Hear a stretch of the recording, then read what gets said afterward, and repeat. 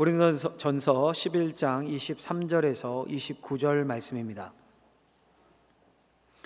내가 너에게 전한 것은 주께 받은 것이니 곧 주 예수께서 잡히시던 밤에 떡을 가지사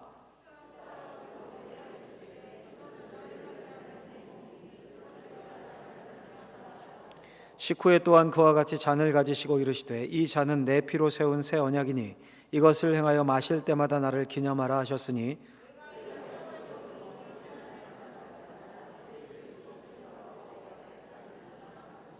그러므로 누구든지 주의 떡이나 잔을 합당하지 않게 먹고 마시는 자는 주의 몸과 피에 대하여 죄를 짓는 것이니라.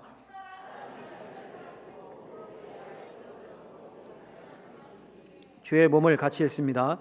주의 몸을 분별하지 못하고 먹고 마시는 자는 자기의 죄를 맡고 마시는 것이니라. 아멘. 기도하겠습니다.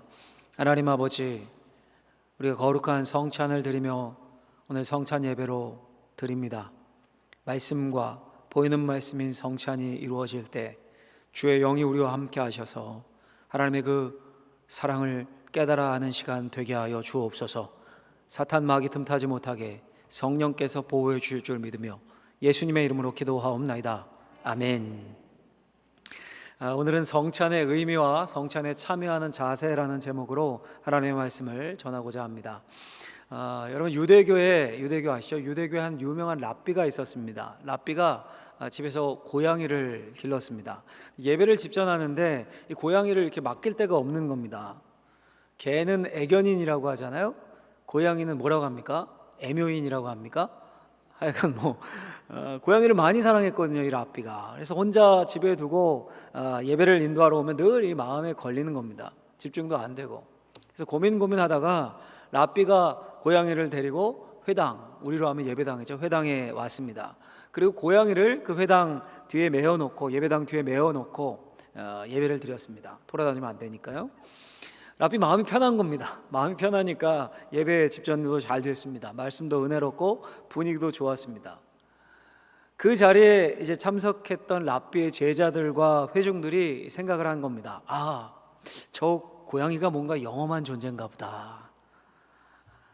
그날 이후로 랍비는 예배 때마다 고양이를 데려와서 회당 뒤에다 묶어놓고 예배를 집전했습니다. 시간이 지난 거예요. 시간이 지나서 랍비가 한참 지나 병으로 세상을 떠났습니다. 그러자 제자들 사이에 이게 작은 논쟁이 생긴 겁니다. 어떤 제자들이 이렇게 말하는 거예요. 랍비가 돌아가셨으니까 이제 고양이도 내보내자, 이렇게 주장을 했습니다. 또 다른 제자들은 아니, 이 고양이를 이렇게 메어놓은 후에 예배가 은혜롭고 평화가 넘치지 않았냐, 그냥 예전처럼 두자, 이렇게 주장했습니다. 한참 논쟁하다가 예전처럼 두자, 이 편이 이긴 거예요. 그래서 예배의 평안을 위해서 고양이를 그냥 메어놓기로 했습니다. 근데 또 세월이 한참 지났습니다. 한참 지나서 그 고양이도 죽었습니다. 어떤 일이 일어났을까요? 사람들이 아무 고민 없이 새 고양이를 사다가 그 회당에 맨 뒤에 메어놨습니다. 왜 그 고양이가 예배당에 있어야 되는지, 생각하거나 회당에 있어야 되는지 기억하는 사람 아무도 없었습니다. 원래 고양이가 거기 있었고 이것이 하나의 전통이 되고 습관이 된 겁니다. 아무도 여기에 다른 의견을 내는 사람이 없었습니다. 그 후로 또 세월이 한참이 흘렀습니다. 이제 예배를 집전하는 랍비들 사이에서 그 회당에 있는 고양이에 대한 그게 큰 이슈가 돼서, 특별하잖아요, 다른 회당 그렇지 않은데, 그 회당 고양이에 대한 활발한 논의가 오가기 시작했습니다. 그 논의의 결과물로 여러 논문들이 쏟아져 나오기 시작했습니다. 고양이가 예배에 미치는 영향, 고양이의 색깔이나 울음소리에 따라 예배가 어떻게 변화하는지에 대한 연구, 이런 논문들이, 결국 그 고양이가 죽었을 거 아니에요. 죽은 후에 또 다른 고양이가, 그 다음엔 또 다른 고양이가, 또 다른 고양이가 그 회당 한 구석에 목에 끈을 묶은 채 슬픈 울음을 지금까지 울고 있다는, 믿거나 말거나, 제 여러분 어떤 글에서 읽은 내용입니다. 아마 이 이야기는 유대교 예배가 얼마나 전통에 얽매여 있는지를 풍자하는 이야기일 겁니다. 근데 여러분, 이 이야기가 오늘날 우리에게도 큰 교훈을 줍니다. 여러분, 우리 신앙도 그렇지 않습니까? 우리 신앙도 그냥 전통에 매여서 해오던 대로 아무런 감흥도 없이 의미도 없이 행하는 것들이 우리 신앙생활에 얼마나 많습니까? 중요한데 이걸 중요한 줄도 모르고 때우기식으로 행하고, 어떤 것들은 별거 아닌데 이게 전통이 되어서 아주 중요하게 붙잡고. 여러분, 그중 대표적인 게 제가 생각하기에 이 성찬입니다. 성찬. 우리 말씀과 이어서 성찬식을 거행할 텐데요, 아무 의미 없이 그냥 흘려보내는 겁니다. 다음 주 성찬식 합니다. 광고 나갔죠. 지난주에도 광고 보면 다음 주 예배는 길겠네, 이런 생각부터 들고. 근데 여러분, 성찬은 그렇게 의미 없이 그저 교회의 전통이니까 해왔던 거니까 그렇게 무의미하게 넘어갈 신앙의 전통이 아닙니다. 오늘 본문 23절 한번 보시면 같이 한번 읽어볼까요? 같이 한번 읽어보겠습니다. 내가 너희에게 전한 것은 주께 받은 것이니 곧 주 예수께서 잡시던 밤에 떡을 가지사. 아멘. 바울이 지금 성찬식의 기원이 누구라고 이야기합니까? 주께 받은 것이니, 주께 받았다. 성찬의 기원이 예수님이라고 합니다. 예수님이 친히 제정하신 예식입니다. 여러분, 우리가 성찬을 행하는 이유가 뭡니까? 예수님이 직접 제정하시고 그 성찬을 행하라라고 명령하셨기 때문입니다. 잡히시기 전날 밤, 그러니까 십자가 지시기 바로 전날 밤에 떡을 떼고 잔을 나누는 방법과 방식까지 직접 실습으로 보여주시면서 행하라 라고 명령을 하셨습니다. 왜 성찬을 명령하셨을까요? 뭔가 의미가 있으니까 명령하신 걸 거 아닙니까? 이 성찬식, 성찬의 의미가 무엇입니까? 오늘 우리가 마음에 꼭, 우리도 3년 만에 이 코로나 때문에 하는데요, 꼭 마음에 새기셨으면 좋겠어요. 성찬의 의미, 첫 번째 우리가 한번 화면 보고 읽겠습니다. 성찬은 그리스도의 죽으심을 기념하고 그리스도와의 관계를 확인하는 예식이다. 그리스도의 죽으심을 기억하고 기념하고 그리스도와의 관계를 확인하는 예식이 성찬입니다. 24절, 25절만 이렇게 되어 있습니다. 같이 한번 읽어보도록 하겠습니다. 축사하시고 떼어 이르시되 이것은 너희를 위하는 내 몸이니 이것을 행하여 나를 기념하라 하시고 식후에 또한 그와 같이 잔을 가지시고 이르시되 이 잔은 내 피로 세운 새 언약이니 이것을 행하여 마실 때마다 나를 기념하라 하셨으니. 아멘. 성찬의 떡을 먹으며 잔을 마실 때마다 뭘 하라고 하십니까? 나를 기념하라, 기념하라. 나를 기념하라. 더 쉽게 말하면 기억하라, 이런 의미예요. 기억하라. 성찬의 떡은 주님의 몸을 상징합니다. 십자가에서 우리를 위해 찢기신 그 몸을 상징합니다. 큰 덩어리의 빵을 앞에 놓으시고 축사하시고 그것을 찢으셨습니다. 떼어 이르시되, 떼어 이르시되. 마치 빵이 찢기듯이 몸이 찢어졌습니다. 왜 찢기셨습니까? 내 죄 때문에, 나의 죄를 사하기 위해서 내 몸 대신에 찢기셨습니다. 그 몸이 찢기실 때 주님의 보배로운 피가 땅에 뚝뚝 떨어졌습니다. 그 피의 상징이 잔 포도주입니다. 그리고 떡을 먹을 때, 받을 때, 잔을 받을 때 주님의 생명과 교제하면서 그분의 십자가, 날 위해, 내 죄를 위해 죽으신 대속의 죽음을 기억하는 겁니다. 기념하는 겁니다. 여러분, 그 아이돌 그룹들 있잖아요. 예전 아이돌 그룹 중에 G.O.D라는 그룹이 있었습니다. 지금은 BTS가 대세인데, G.O.D는 제가 찾아보니까 아이돌 1.5세대라 이렇게 얘기를 하더라고요. 검색해 보니까 1세대가 H.O.T, 뭐 잭스키스, 핑클 이런 그룹이라고 하던데요. 그 후에 나왔대요, G.O.D가. 데뷔곡이 어머니라는 곡이었습니다. 지금도 그 뮤직비디오가 유튜브에 많이 떠돌던데 제가 우연히 봤는데, 주인공이요, 이렇게 시작을 해요. 주인공이 중국집에서 한 아이가 어머니와 함께 짜장면을 먹는 것을 보면서 회상을 합니다. 그러면서 시작을 해요. 그 주인공의 회상 기억 속에 누가 있을까요? 자신의 어린 시절과 자신의 어머니가 있습니다. 그 가사 내용이 이렇더라고요. 가사 내용이 이렇습니다. 어릴 적에 가난해서 외식도 못하고, 너무 가난해서 엄마 일해야 되잖아요. 일터에 나가면 혼자 라면을 끓여 먹습니다. 라면을 매일 끓여 먹으니까 너무 지겨워서 맛있는 것 좀 사달라고 엄마에게 대듭니다. 대들어요. 그래서 엄마가 꼭꼭 숨겨둔 비상금으로 짜장면을 시킵니다. 너무 행복해서 짜장면을 먹는데 엄마는 먹질 않는 거예요. 돈이 없었던 거겠죠?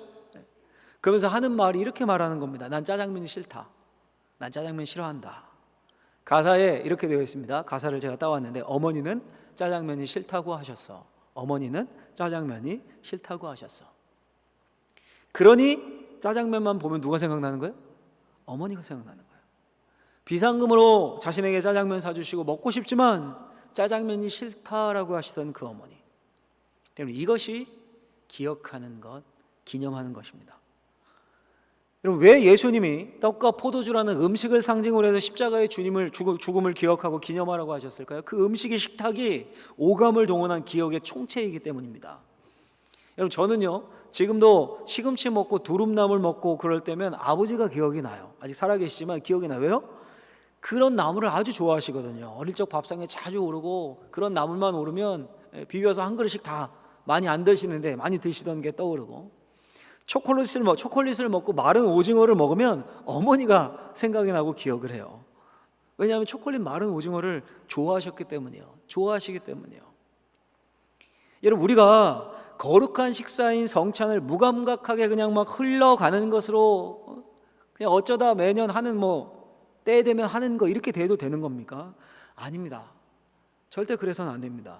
날 위해 예수님이, 죄 없으신 분이, 하나님의 아들이 살이 찢기고 피를 쏟으셨습니다. 모진 고통을 받고 죽었습니다. 왜요? 내 죄 때문에. 이 떡을 떼며 포도주를 마시며 그 주님을 기억해야 합니다.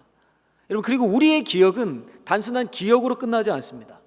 짜장면을 보고 어머니를 기억하고 시금치 두릅나무를 보고 아버지를 기억하고 그건 그냥 기억일 뿐이에요. 그냥 기념일 뿐입니다. 그런데 성찬을 통한 기념은 다릅니다. 그렇게 우리가 주님의 죽으심을 기억하며 기념할 때, 감격해하며 가슴이 먹먹해질 때 누가 역사하십니까? 성령께서 역사하시는 거예요. 성령님께서 함께 하십니다. 우리의 영혼을 소생시켜 주시고 우리의 완악한 마음을 부드럽게 해주시고 지쳐 무너져 있던 우리에게 다시 일어날 새 힘을 주십니다. 여러분, 오늘 이 성찬에 참여하시는 모든 분들, 또 아직 세례를 받지 않으셔서 참여하지 못하는 분도 계실 텐데요, 그런 분들은 오늘 이 말씀을 통해서 우리 주님의 십자가, 우리 죄를 위해 몸을 찢기시고 피를 흘리신 그 주님을 기억하면서 그 깊은 사랑, 넓고 깊은 그 사랑을 느낄 수 있기를 예수님의 이름으로 간절히 축원합니다. 여러분, 또 한 가지로 성찬은 기념함과 동시에 예수 그리스도와의 관계를 확인하는 예식입니다. 관계를. 코로나 전 몇 년 전에 저희 아버님이 팔순이셨는데요, 잔치는 안 했어요. 잔치는 안 했는데 뭘 했을까요? 식사는 했습니다. 식사는 당연히. 그 식사에 그럼 누가 참여했을까요? 동네 사람들이요? 아니면 아버님 목회하셨으니까 친구 목사님들이요? 그 식사에 식구들만 딱 참여를 했습니다. 식구들만. 저와 제 아내, 저희 아이들, 또 누님 가족, 조카들 이렇게 딱 가족들만, 매형 이렇게 딱 가족이 모여서 팔순을 기념하며 조촐한 예식 식사를 했습니다. 여러분, 그 식사를 하면서 뭘 확인하는 겁니까? 의식을 하든 안 하든 가족이라는 관계를 확인하는 거잖아요. 그렇죠? 가족이다. 뗄 수 없는 혈연 피로 맺어진 사랑의 관계임을 확인하는 겁니다. 성찬도 마찬가지입니다. 거룩한 식탁. 예수님이 축복하시고 여러분 누구에게 떡과 잔을 지금 주신 겁니까? 나눠주신 겁니까? 야, 동네방네 다 모여라 아무나, 우리 떡 먹고 포도주 마시면서 잔치하자, 이겁니까? 아니죠. 아니었습니다. 제자들에게만 주셨어요. 제자들에게 떡을 주시며 자신의 몸을 먹고 잔을 주시며 자신의 피를 마시라라고 말씀하셨습니다. 지금 뭘 선포하고 계신 겁니까? 너희들이 나랑 가장 가깝다. 가장 가까운 관계임을 선포하고 계신 겁니다. 생명의 관계임을 말씀하시는 겁니다. 그 관계 안에 우리도 들어온 거예요, 여러분. 우리도 성찬에 참여하면서 떡을 떼고 잔을 받으면서 주님과 사랑의 관계 안에 있음을 확인하셔야 되는 겁니다. 성찬에 참여하는 것은 주님의 가족 된 겁니다. 피로 묶인 가족입니다. 그 사랑에서 아무도 우리를 끊을 수 없습니다. 사도 바울이 분명하게 고백하죠. 누가 우리를 그리스도의 사랑에서 끊겠습니까? 무엇이 우리를 그리스도의 사랑에서 끊어내겠습니까? 환난이나 곤고나 박해나 기근이나 적신이나 위험이나 칼이나 천사도 권세자들도 심지어 죽음도 우리를 그리스도의 사랑에서 끊을 수 없습니다. 여러분, 잊지 마십시오. 그 주님의 DNA가 우리에게 영적으로 흐르는 거예요. 우린 주님의 가족입니다. 성찬은 그 주님의 가족이 나누는 특별한 밥상이요, 예식이요, 특별한 가족 식사입니다. 우리 개개인이 그리스도의 몸을 먹고 피를 마심으로 공동체, 그리스도의 몸, 하나님의 영적 가족임을 확인하는 겁니다. 마가복음 3장에 보면 이런 이야기가 나오죠. 예수님이 한 집에 가셔서 열심히 얘네 때와 같이 말씀을 가르치십니다. 근데 그때 문 밖에 급한 일이 있었는지 친어머니와 마리아죠, 동생들이 찾아왔습니다. 친족이 찾아왔으니까 쪽지를 건네든 알린 것 같아요. 가족이 찾아왔습니다. 전했습니다. 그러자 예수님이 뭐라고 하십니까? 이렇게 말씀하세요. 마가복음 3장 33절부터 보면 누가 내 어머니이며 동생들이냐 하시고 둘러앉은 자들을 보시며 이르시되 내 어머니와 내 동생들을 보라. 누구든지 하나님의 뜻대로 행하는 자가 내 형제요 자매요 어머니이니라. 아멘. 여러분, 예수님이 지금 혈연 관계를 무시하고 계신 겁니까? 어머니도 무시하는 불효자입니까? 그게 아니라 혈연으로 묶인 그 가족의 끈끈함, 가장 중요한 공동체잖아요. 혈연으로 묶인. 그런데 그 끈끈함을 넘어서는 새로운 가족, 영적 가족 관계가 생겨났음을 강조하고 계신 겁니다. 그러니까 예수님을 믿고 거룩한 식탁 성찬에 참여하고 하나님의 뜻대로 행하는 자가 예수님의 형제요 예수님의 자매입니다. 영적인 DNA를 가진 함께 나눈 가족입니다. 가족 관계의 핵심은 당연히 사랑이죠. 사랑 없는 부모 자식, 사랑 없는 부부, 사랑 없는 형제, 좀 끔찍하죠.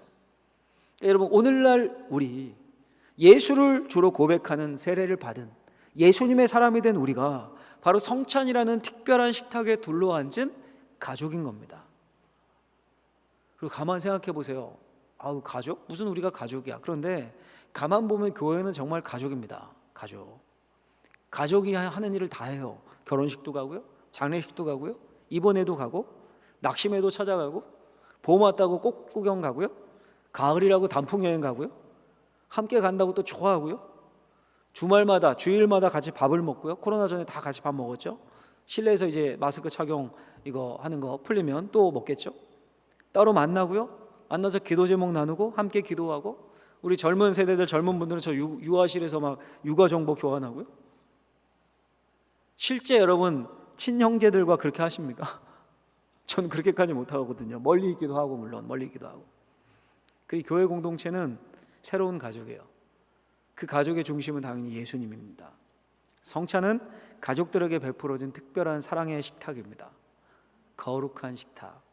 여러분, 주님을 기억하면서, 주님과의 사랑의 관계를 기억하면서, 또 함께하는 이 공동체가 주 안에서 하나 된 자들임을 기억하면서 우리 성찬을 통해서 주님이 주신 큰 은혜 누리기를, 그 기억하고 기념하며 참여할 때 또 주님이 우리에게 큰 은혜를 부어주실 줄로 믿습니다. 할렐루야. 이 성찬의 의미예요. 이 성찬의 의미. 주님의 죽으심을 기억하고 주님과의 관계를 확인하는 것. 두 번째로요, 그러면 이 성찬에 우리가 어떻게 참여해야 될까요? 우리가 성찬에 참여하는 자세 어때야 할까요? 우리 두 번째로 같이 한번 읽어보도록 하겠습니다. 자신을 살피며 십자가의 주님을 통해 내가 구원받았음을 믿음으로 고백하며 참여해야 한다. 제일 중요한 게 자신을 살펴보는 거예요. 그리고 내가 십자가로 인해 구원받았음을 믿음으로 감사하며 고백하며 참여하는 겁니다. 27절에 보면 이렇게 말씀합니다. 27절에 그러므로 누구든지 주의 떡이나 잔을 합당하지 않게 먹고 마시는 자는 주의 몸과 피에 대하여 죄를 짓는 것이니라. 아멘. 주의 떡이나 잔을 합당하지 않게 먹고 마시는 자라고 말씀해요. 그러니 여러분, 이걸 바꿔 말하면 성찬에 어떻게 참여하라는 겁니까? 주의 떡이나 잔을 합당하게 먹고 마시라는 거죠. 합당하게 참여하라는 겁니다. 여기서 합당하게라는 말은 자신을 살피는 거예요. 자신을 살피는 것. 자신을 살피는 것에는 두 가지 의미가 있습니다. 두 가지 의미가. 첫 번째는요, 내가 어떤 존재인지를 살피는 거예요. 내가 어떤 존재인지. 여러분, 우리가 어떤 존재입니까? 어떤 존재? 혹시 그 가시나무라는 노래를 아시죠? 너무 유명한 노래니까요. 하덕규 씨가 젊을 때 20대에 지었던, 예수님을 만나고 그리고 지었던 신앙 고백으로 지었던 곡입니다. 지금은 이제 목사님이 되셨는데 리메이크도 굉장히 많이 됐죠. 그 노래 이렇게 시작을 하죠. 이렇게 시작합니다. 내 속엔 내가 너무 많아서 당신의 쉴 곳 없네. 여기서 당신은 주님이에요. 내 속에 헛된 바램들로 당신의 편할 곳 없네. 내 속엔 내가 어쩔 수 없는 어둠, 당신의 쉴 자리를 뺏고, 내 속엔 내가 이길 수 없는 슬픔, 무성한 가시나무 숲 같네. 이게 우리의 고백입니다. 하덕규 목사님만의 고백이 아니라 우리의 고백이에요. 우리를 살피면 살필수록 내 안에 내가 너무 많고, 내가 헛된 바람들, 내 안에 어쩔 수 없는 어둠들, 죄악들, 내가 이길 수 없는 슬픔들, 욕심들, 시기, 질투가 가득한 거예요. 가득해요. 무슨 말입니까? 나를 살피면 살필수록 죄인임이 드러나는 겁니다. 우리는 가만히 그냥 혼자 놔두면요, 늘 죄악으로 기웁니다. 죄악으로. 예배가 없고 하나님의 말씀이 없고 하나님의 은혜가 없고 찬양이 없고 다 빼놓고 혼자 있어 보십시오. 혼자 놔두면 우리 안에 불만과 분노와 시기와 질투와 온갖 가시들이 그 죄악으로 기울어요. 마치 저만 그런 것처럼 아닌 것처럼 시치미를 떼고 계신데 여러분들도 그러실 거예요. 성찬에 참여하면서 합당하게 자신을 살피는 것은 내가 죄인임을 깨닫는 겁니다. 왜요? 내가 죄인이어서, 내 안에 내가 너무 많아서, 내 안에 가시들이 가득해서, 주님의 은혜가 없으면, 주님의 살과 피가 없으면, 십자가가 없으면 죽을 수밖에 없는 존재라는 것을 다시 한번 깨닫는 겁니다. 여러분, 내가 죄인임을 알게 될 때 거기서 뭐가 나오는 겁니까? 두 번째로요, 십자가의 예수님을 믿음으로만 구원받을 수 있습니다. 이게 고백되는 거예요. 오늘 29절 이렇게 말씀하죠. 우리 29절 말씀 가사 같이 한번 읽어볼까요? 읽습니다. 주의 몸을 분별하지 못하고 먹고 마시는 자는 자기의 죄를 먹고 마시는 것이라. 아멘. 여러분, 여기서 주의 몸을 분별한다는 게 뭡니까? 성찬이 다른 식사와는 다르다는 것을 인식하는 겁니다. 여러분, 칠순을 8순을 기념하면서 온 가족이 함께하는 식사는 평소에 먹는 식사와는 차원이 다르죠. 그렇죠? 그런 예식과 같은 식사에 막 평소처럼 라면으로 때우지 뭐 8순인데 라면으로 때워, 햄버거 치킨 배달시켜서 끝내자, 말이 됩니까? 대충 집에서 입는 그냥 반바지 이런 거 입고 동네 나가듯이 머리에 모자 하나 눌러쓰고 가서 한 끼 때우자, 뭐 8순인데 그렇게 하는 집이 있습니까? 7순 8순과 같은 특별한 식사에 평소처럼 아빠는 먼저 먹고 가고 출근하고 자식들 나중에 먹고 학교 가고, 약속 있다, 나 약속 있으니까 따로따로 먹자, 또 따로 먹고, 이게 맞습니까? 그런 집안이 있습니까? 그런 특별한 식사에 가족들이 전혀 대화도 없이 각자의 손에 핸드폰 들고 자기 앞에 놓인 음식만 집중하면 이게 말이 됩니까? 말이 안 되죠. 특별한 식사는 특별한 퍼포먼스가 행해집니다. 미리 기억하고 좋은 식당을 예약합니다. 모여서 생일 축하 노래를 부르고 부모님의 소회를 듣고 자식과 손자들이 감사 인사를 드리고 부모님의 은혜를 떠올리며 식사합니다. 기념사진 한 장도 잊지 않죠. 그렇지 않습니까? 다 그렇게 하지 않습니까? 우리 주님의 몸을 분별한다는 것이 바로 그것입니다. 성찬은 특별한 식사, 특별한 거룩한 식탁입니다.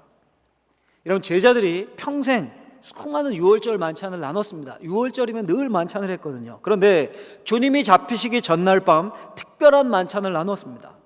제자들은 주님이 십자가에 달려 죽으시고 승천하신 후에 이 성찬을 나누었습니다. 떡을 떼며 잔을 나누며 주님의 죽으심을 기억하면서 구원의 은혜를 생각하면서 믿음을 고백했습니다. 한 가족됨을 선포하면서 은혜에 감사했습니다. 초대교회는 매주 이 특별한 만찬을 나눴습니다.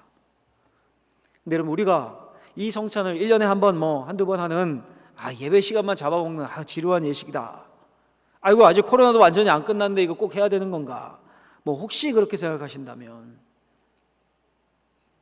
그 의미에 대한 깊은 성찬도, 어떻게 성찬을 대해야 되는지에 대한 아무런 생각 없이 그냥 때우기식으로 지나기식으로 생각한다면 그건 7순 8순의 가족 특별한 식사를 라면으로 각자 때우는 것과 다를 바 없어요.